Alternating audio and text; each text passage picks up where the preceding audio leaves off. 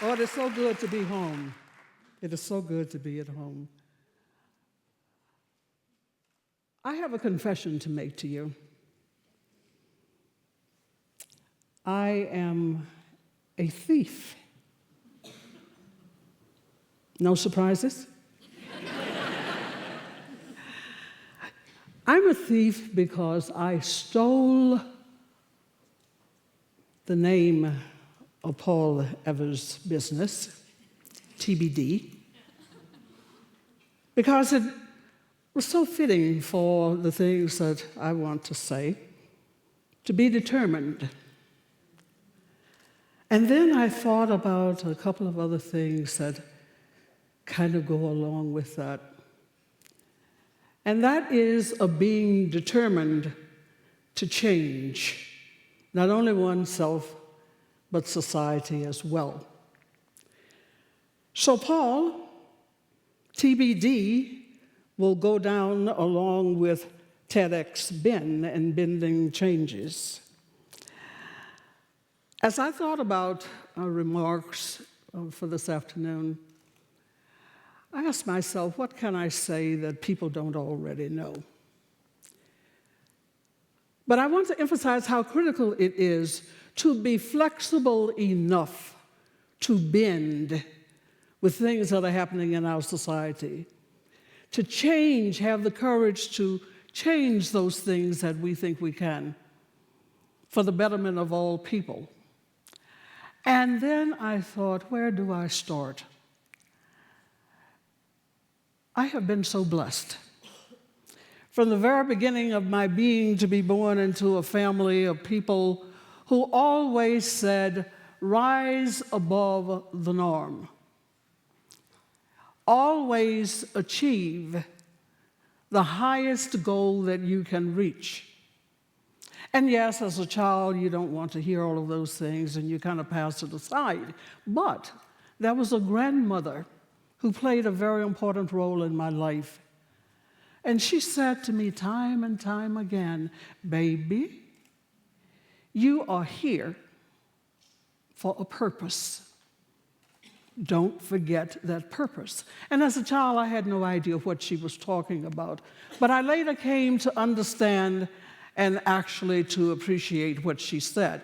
Born into a family of activists, but activists who were community activists within their own community, who believed that you did not step out of those boundaries. You did not rock the boat. You did not challenge anything.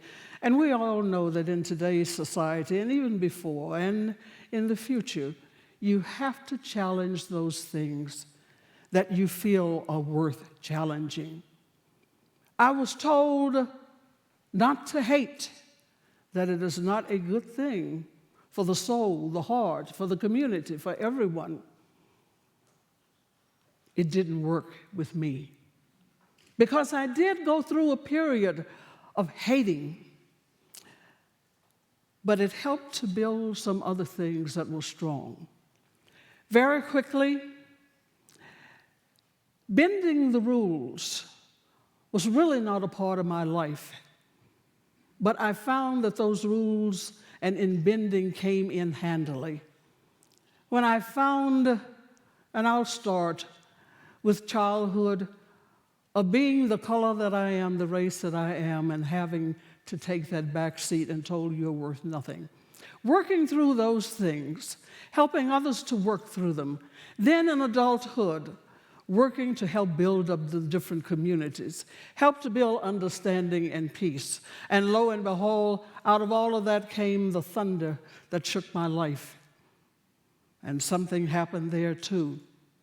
Because when you hate, it's ugly. When you hate, you can't function as a full human being. So you learn to work through that and embrace people, even if they don't embrace you. That was bending the rules. And then moving on from that tragedy to something that said, yes, you can, even though you may not believe in yourself and believe that you can, but you can. I never had a 5-year plan, a 10-year plan, a 20-year plan that they tell you in graduate school, business school, that is something you must have in order to be successful. So what happened? One thing after another. And what happens is that you must be willing to be open, to see the changes, to accept them, and move forward with those changes. I have had many interesting things happen in my life, and they have all been because of changes, of not being afraid to make them. Corporate America, where women were very few at the time when I moved in. And then there was politics, where very few women could participate then, certainly not as candidates, and being rebuffed at every turn because, not that you were not capable, but because you were a woman, and there was no place for women. And then you move on to other things, and you find, by golly, I can do this. And every time someone said, you can't, that was a determination to prove them wrong, because you knew that you could, and you also knew that you would be helping to open doors for other people to follow. I was told when I ran for chairman of the NAACP, and told by men, we will never allow that to happen, because a woman should not be at the helm of organizations such as that. And after all, you are only the widow of, and you can't do this. And I said, but you don't know me, do you? Move, because I'm coming through.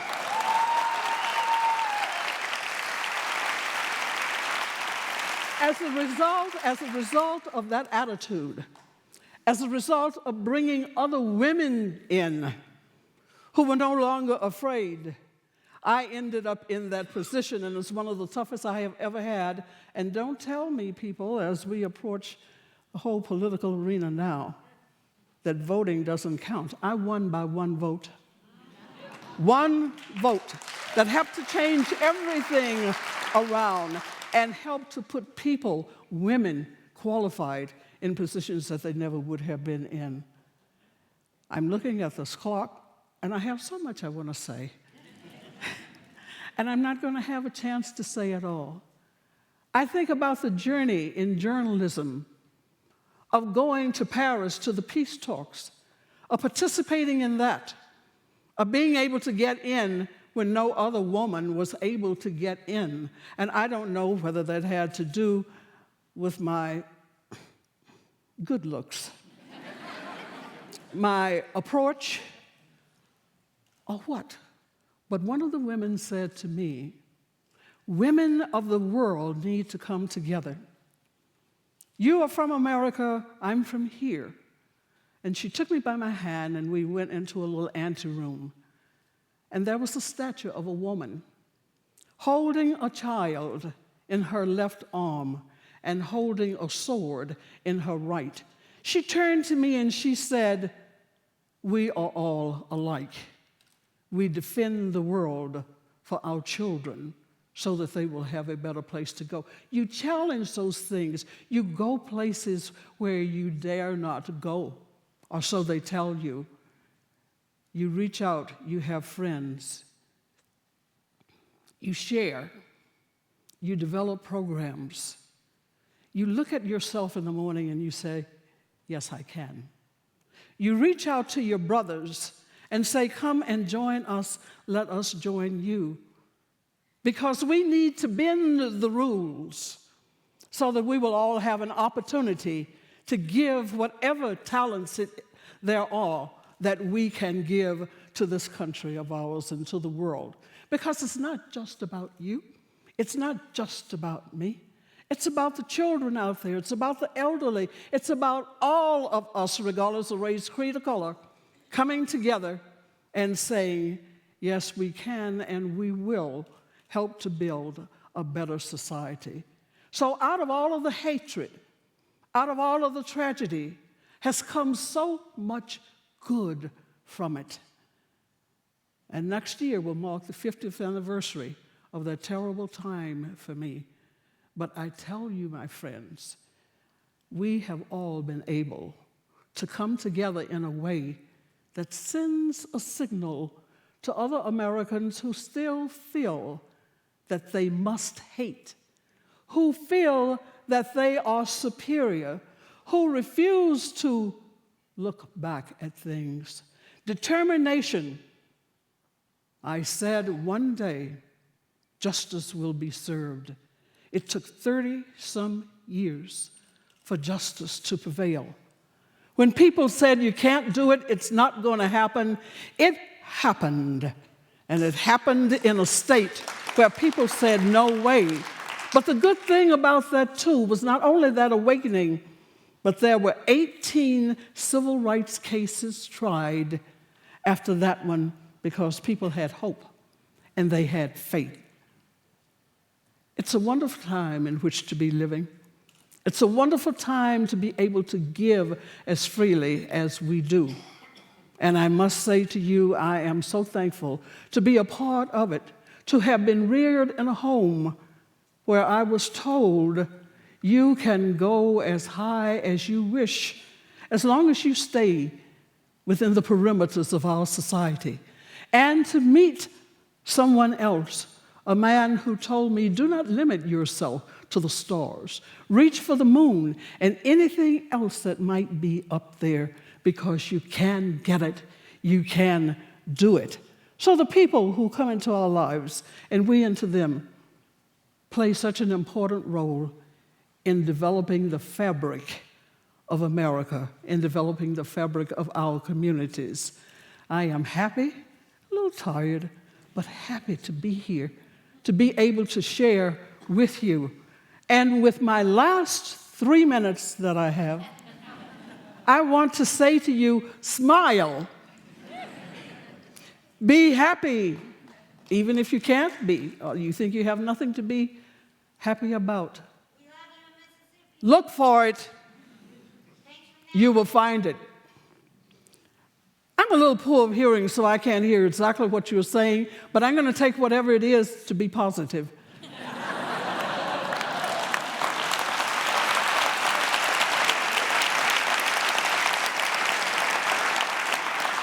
And I will put you in my amen corner because it is pretty strong. But changing is difficult to do, but it is worth it. Explore the unknown. Do not limit yourself, regardless of what age you are, because we all have so much to give. Don't be afraid of bending the rules, because that is where you grow, and that is where we profit. Bend the rules, shall I say, like bend? Be open. Be accepting of the old and the new. And there's a song that rings in my heart and in my soul. And the words are, if I can help somebody along the way, then I will not have lived in vain. And that is my motto. And thank you, each and every one of you, for your support. Go forth with a smile, go forth with a swag, and know you have it all together. And we no longer need to sing, "We shall overcome." I want a new song, not to dismiss that one, but a new song of hope, of forgiveness, of talent, of the ability to work together, the ability to build and know that we can. I thank you.